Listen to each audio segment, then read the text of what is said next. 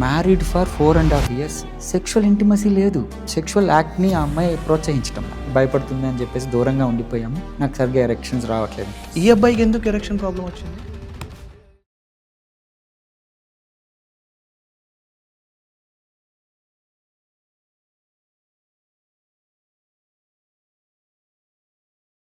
Society గురించి మనం మాట్లాడితే ఫర్టిలిటీలో ఇష్యూ వచ్చిందనుకోండి, అది ఉమెన్ ఇష్యూ అది. కానీ బెడ్రూమ్లో ఏదైనా ఇష్యూ వచ్చిందనుకోండి, అది మెన్ ఇష్యూ. ఈ కంపారిజన్ ఎట్లుంటుందంటే మనకు, అంటే ఇక్కడ తప్పు జరిగితే వీళ్ళది, ఇక్కడ తప్పు జరిగితే వీళ్ళదని చాలా కరెక్ట్గా డిఫరెన్షియేట్ చేసుకొని పెట్టుకున్నాం. కానీ వాట్ ఇఫ్ ఈ బెడ్రూమ్ ఇష్యూస్లో కూడా ఉమెన్కి తెలుసో తెలియకో కొన్ని మిస్టేక్స్ జరుగుతుంటాయి, వాటి వల్ల వాళ్ళ రిలేషన్స్ దెబ్బతింటాయి అన్నప్పుడు అలాంటి సిచ్యువేషన్స్ ఏమైనా చూసారా మీరు? సో ఇక్కడ ఏంటంటే మీరు కపుల్ థింగ్స్లో మాట్లాడేటప్పుడు ఆ అబ్బాయిని విక్టిమ్ చేసేసి ఇతను పర్ఫార్మెన్స్ చేయలేడు అని వస్తారు. So married for 4.5 years Australia నుంచి వచ్చారండి. చాలా హ్యాపీ కపుల్, అంటే ఫ్రెండ్లీగా ఉంటారు. యంగ్ కపుల్, 22-24 మ్యారేజ్ చేసి పంపించేశారు. 4.5 years అయింది. ఇప్పుడు పిల్లోడికి 28.5 అట్లా. సో వాళ్ళకి సెక్షువల్ ఇంటిమసీ లేదు. There is no penetration. ఇంట్లో వాళ్ళు కాల్ చేస్తారు, అమ్మాయి ఏంటి పిల్లలు ఎప్పుడు, ఉన్న కొద్దిగా మాకు టైం ఇవ్వండి, యంగ్ కపుల్ కదా అని అమ్మాయి. అబ్బాయికి కాల్ చేస్తే అమ్మాయి వద్దంటుంది. ఫైనలీ 4.5 years అయింది. వాళ్ళకి ఇండియాకి 2-3 సార్లు వచ్చిపోయారు. బట్ స్టిల్ అక్కడ ఏమీ, అంటే చూడ్డానికి బాగున్నారు, ఫ్రెండ్లీగా ఉంటారు, బాగా కలుస్తారు, అంతా బాగానే ఉంది. కానీ బెడ్ మీదకి వెళ్ళేటప్పటికి ఆ అమ్మాయికి ఏమవుతుంది అంటే సెక్షువల్ యాక్ట్ని ఆ అమ్మాయి ప్రోత్సహించటంలా. In the sense basically bed మీద ఫ్రెండ్లీగా ఉంటారు, లైక్ టచింగ్స్, సెక్షువల్ అర్జ్ వరకు వెళ్తుంది. బట్ పెనిట్రేషన్కి వెళ్ళేటప్పటికి ఆ అమ్మాయికి భయం వేస్తుంది. ఓకే. టిపికల్గా నేను 1-to-1 కూర్చున్నాను, ఈవెన్ ఫీమేల్ పార్ట్నర్ అమ్మాయితో కానీ అబ్బాయితో కానీ. అబ్బాయి ఏమంటాడు, సార్ దగ్గరికి వెళ్తే అమ్మాయి దగ్గుతుంది అంటాడు. అదేంటండి దగ్గుతుంది? నాకు యాక్చువల్లీ వెజినిస్మస్ అనే ఒక కండిషన్ ఉంటుందండి. దాంట్లో ఏంటంటే అమ్మాయి యొక్క వెజైనాలోని కండరాలు గట్టిగా ఉండిపోతాయి. ఓకే.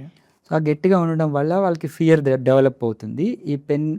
ఈ ఇన్సెషన్స్ జరగవు, కొద్దిగా పెయిన్ ఉంటుంది, ఇబ్బంది పడతారు.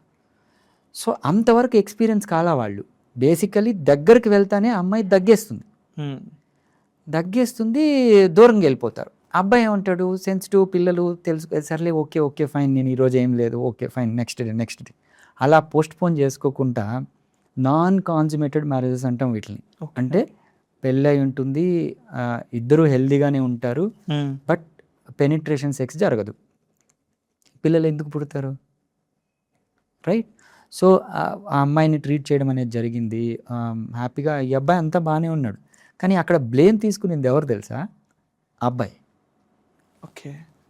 అంటే అమ్మాయి తప్పు కూడా అని చెప్పను, ఎందుకంటే అదొక కండిషన్. అమ్మాయి కండిషన్ అనేది వెజినిస్మస్. అబ్బాయికి ఎరెక్టైల్ డిస్ఫంక్షన్ వచ్చేసింది, అసలు యాక్టే లేదు, ఇంకెందుకు, ఓకే సార్ నాకు ఎరెక్షన్స్ వచ్చిన అమ్మాయి అలో చేయట్లేదు, దగ్గరికి వెళ్తే దగ్గుతుంది, భయపడుతున్నట్టు అనిపించింది ఫస్ట్లో, తర్వాత నిజంగానే భయపడుతుంది అని చెప్పేసి దూరంగా ఉండిపోయాము, నాకు సరిగ్గా ఎరెక్షన్స్ రావట్లేదు.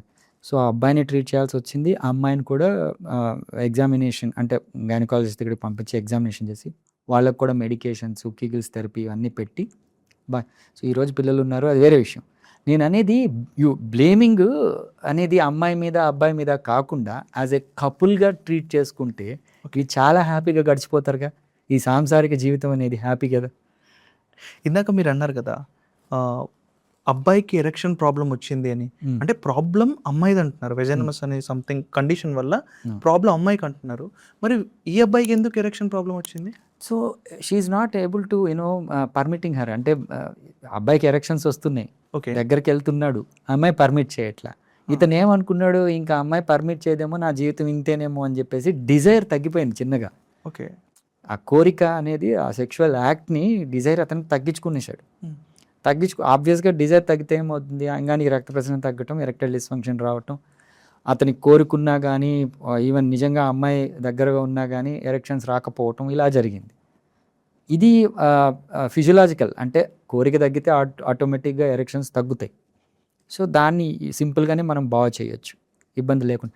ఇప్పుడు ఏమవుతుంది అంటే వెజనస్మస్ కండిషన్లో అమ్మాయి వెజైనాలో రింగ్ లాగా ఫామ్ అవుతుందండి. ఓకే.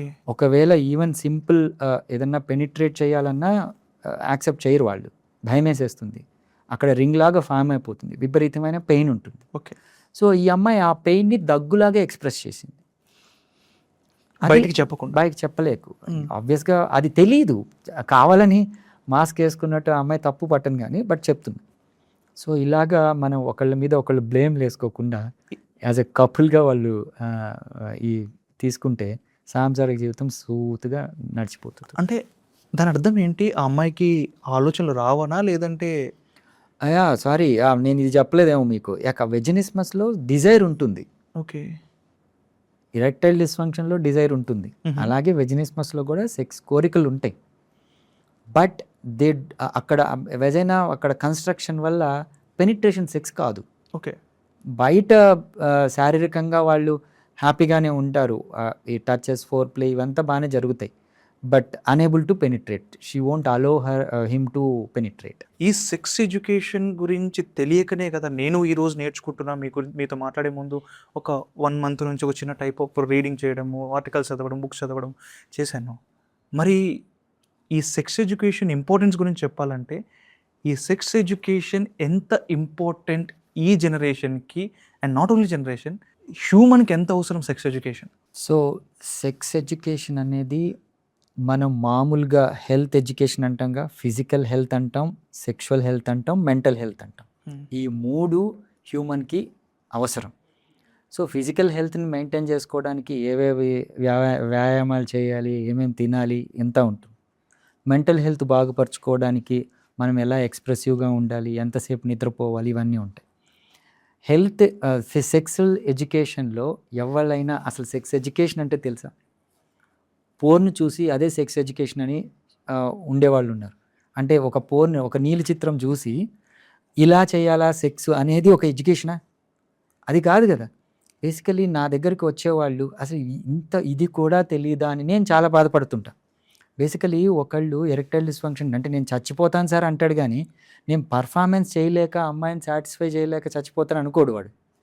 వాడికి నేను మగతనం లేదేమో అనుకుంటాడు. నా దగ్గరికి వచ్చేవాళ్ళు ఇప్పుడు ఒక పిల్లోడు, నేను మీకు 16 years old కథ చెప్పాను కదా. 16 years old పిల్లోడు ఏంటి, నాకు అంగస్తంభన కావట్లేదు అంటే. ఓకే. మామూలుగా అంత ఎర్లీ ఏజ్లో ఎరెక్టైల్ డిస్ఫంక్షన్ రాదు, కానీ ఆ అబ్బాయి స్ట్రెస్లో ఉండడం వల్ల అంగస్తంభన లోపాలు వచ్చాయి. అతను ఏంటి, నేను పర్ఫార్మెన్స్ చేయలేను, నా జీవితం ఇంతే, నేను చచ్చిపోతాను అని, వాడు చచ్చిపోక ముందు ఒకసారి కలుద్దాము, నాకు డిప్రెషన్ ఉన్నట్టుంది అని వచ్చాడు. సో అతన్ని ఎగ్జామిన్ చేస్తే అతనికి ఎటువంటి లోపాలు లేవు, హార్మోన్స్ పర్ఫెక్ట్గా ఉన్నాయి, ఆల్రెడీ వాళ్ళకి ఫ్రెండ్తో ఉన్నాడు, అప్పుడు బాగున్నాయి. సడన్గా ఒకరోజు తగ్గింది, దానికి అతను ఇబ్బంది పడిపోయాడు. ఎందుకంటే ఒక రిమోట్ ప్లేస్లో నుంచి వచ్చాడు, అతనికి సెక్స్ అంటే ఒక హ్యాపీనెస్, సెక్స్ అంటే ఒక పాపం, ఈ రెండింటి మధ్యలో ఉంటాడు.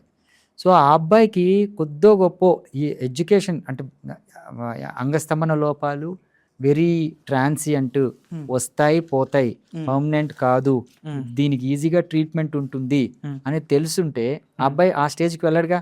ఓకే. సో ఆ అబ్బాయిని పరీక్షిస్తే సింపుల్ డిప్రెషన్ అని తేలింది. డిప్రెషన్ వల్ల అతనికి ఎరెక్టైల్ డిస్ఫంక్షన్ వచ్చిందని తేలింది. సో డిప్రెషన్ని ట్రీట్ చేస్తే, కొద్దిగా రిలాక్స్ థెరపీలు పెడితే అతను హ్యాపీగా ఎరెక్షన్స్ వచ్చాయి. ఓకే. సో ఇలాగా ఎంత ఇంపార్టెంట్ అనేది సెక్స్ ఎడ్యుకేషను అంటే, బేసికలీ వై డోంట్ వి గవర్నమెంట్ని మనం పనిచేసి ఇది పాలసీ మ్యాటర్స్ చేయగలిగితే చాలా ఇంపార్టెంట్. అంటే మంచి క్యాడర్లో ఉన్నవాళ్ళు, హైయర్ స్టేటస్లో ఉన్నవాళ్ళు సెక్స్ ఎడ్యుకేషన్ ఈజీ, ఇంట్లో మాట్లాడుకుంటారు. ఒక అమ్మాయికి ప్యాడ్స్ మార్చుకోవటం కాడి నుంచి వాళ్ళ అమ్మ ఎలా చెప్తుందో, ఒక అబ్బాయికి నాన్నకి అంత సంబంధం ఉంటుందా ఎప్పుడైనా మీరు చూసారా? అసలు ముందర చర్మాన్ని వెనక్కి తీసుకొని వాష్ చేసుకోవాలి, సోప్ కూడా అవసరం లేదు, వెచ్చని నీళ్ళతో రోజు వాష్ చేసుకోవాలి అని ఒక చిన్న హెల్త్ టిప్పు నాన్నగారు కొడుక్కి ఇస్తాడా? పోనీ ఫ్రెండ్కి చెప్తాడా? ఒక 1 year తేడా ఉంది. సో ఇది కూడా one of the sex education. ఇప్పుడు పెద్ద స్కూళ్ళల్లో అంతా అంటే మంచి ఇంటర్నేషనల్ స్కూల్స్లో what is bad touch, what is good touch, ఇవి నేర్పిస్తున్నారు. మామూలు రెగ్యులర్ పిల్లలకు అది వస్తున్నాయా? సో ఇవంతా సెక్స్ ఎడ్యుకేషన్లో పార్ట్స్. ఒక్కసారి వాళ్ళు ఈ టీనేజ్కి వచ్చిన తర్వాత మినిమం సెక్షువల్ యాక్ట్ అంటే ఏంటి, అసలు వాట్ ఈజ్ సెక్స్, అసలు ఇంటిమసీ అంటే ఏంటి, రిలేషన్షిప్ ఇష్యూస్ అంటే ఏంటి, ఎమోషనల్ థింగ్స్ అంటే ఏంటి, దీని గురించి తెలుసుకోకపోతే వాళ్ళు వాళ్ళ పిల్లలకి కానీ వాళ్ళ రెగ్యులర్ లైఫ్ సెక్షువల్ యాక్టివిటీని కానీ ఏం ఎంజాయ్ చేస్తారు? So that is important.